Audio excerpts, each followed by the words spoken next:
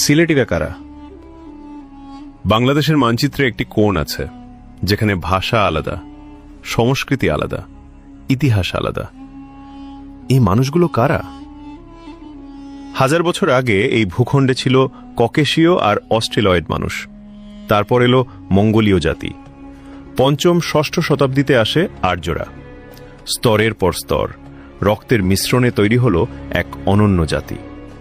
একজন পণ্ডিত বলেছিলেন, যখন সমগ্র বঙ্গদেশ সমুদ্রগর্ভে বিলীন ছিল, তখন শ্রীহট্টে আর্য জাতির বিজয় বৈজয়ন্তী উড়েছিল।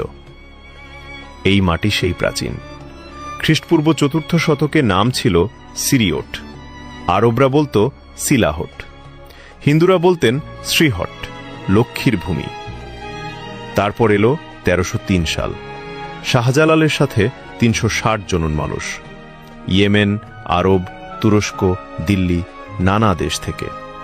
তারা শুধু ধর্ম আনেননি, আনলেন আরবের রক্ত, সুফির মন, নতুন ভাষার বীজ।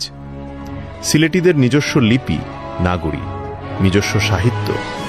মহাভারতের প্রথম বাংলা অনুবাদ লিখেছিলেন একজন সিলেটি।